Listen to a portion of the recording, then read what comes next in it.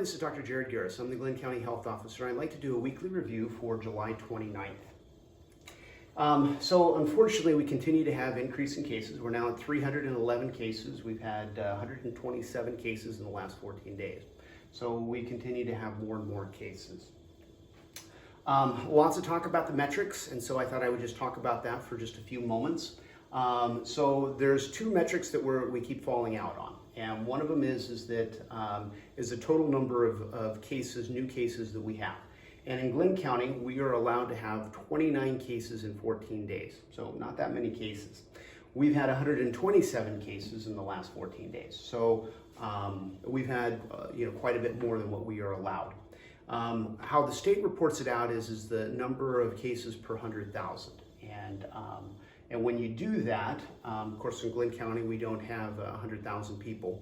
So when you do the math on it, it ends up that we've had 432 cases per 100,000. So we've had a lot of, we're well above more than 4 times what we are allowed to have.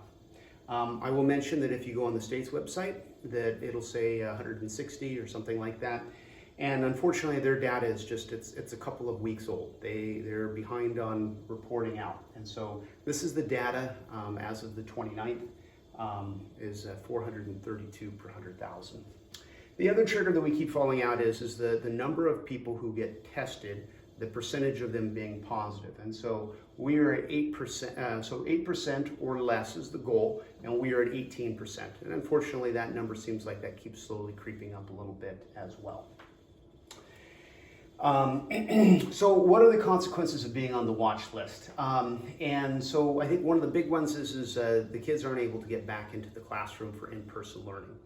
And kind of an interesting thing, if we could get off of the list for 2 weeks, we would get off of the, if we were to make those metrics for 2 weeks, we'd get off of the watch list and the kids would be able to return back to school.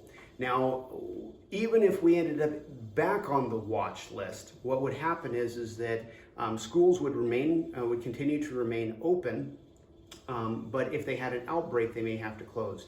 But even if they had to close for an outbreak, it would probably be for 2 weeks. So the vast majority of the rest of the school year would be in-person learning. And so I think that's the best way of learning for our kids. So I think that's an important one. The other thing is that we've got a lot of our businesses that are really struggling. Our restaurants are doing takeout, but they're not nearly as busy as what they used to be. And we've already lost East Coast Foods, and I suspect that it's a matter of time before we have more and more restaurants that start going out of business. And that's a very sad thing for me to think about. The other thing is we've got hair salons that aren't able to make any income at all right now. And so they're probably going to go out of business. Whether they open up shop again, I don't know. And then our pubs. So we've got a lot of our local economy that is really having a tough time right now. So what can you do? What can you do to be able to help out those students, help out the local economy? And this is all stuff that I think everybody already knows. But if we can wear a mask, if we can keep our distance and stay home when we're sick, our numbers would plummet. I suspect that if we as a community really did it for about 3 weeks, almost all of our cases would go away. I mean, the vast majority. For sure, we'd be able to get off of the watch list.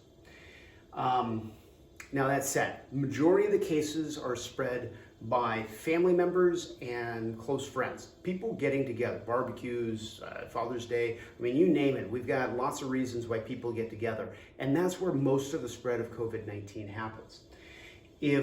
When we do get together, if we're going to get together, if we could wear a mask and stay 6 feet apart, our numbers would plummet. Our numbers would plummet. And I understand that it's not fun to wear a mask when you're getting together with friends and family. I understand that it's much more convenient to be closer. But if we can set those lawn chairs, 6 feet apart and wear a mask, that would make a huge difference for our local community. The other thing is if you have minimal symptoms, get tested. It's kind of an interesting thing, but with COVID-19, People are most infectious before they start having symptoms and early on when their symptoms are very mild. I can't tell you how many people I've talked to who swear that they thought that they just had some allergies or just had a little bit of a tickle in their throat or or just a headache that they don't normally get. Those are potentially early signs of COVID-19. If you go in and you get tested, then we can go ahead and we can start doing tracing, and we can go ahead and try and figure out where you got it. And that's one of the main ways that we have of trying to decrease the spread of COVID-19.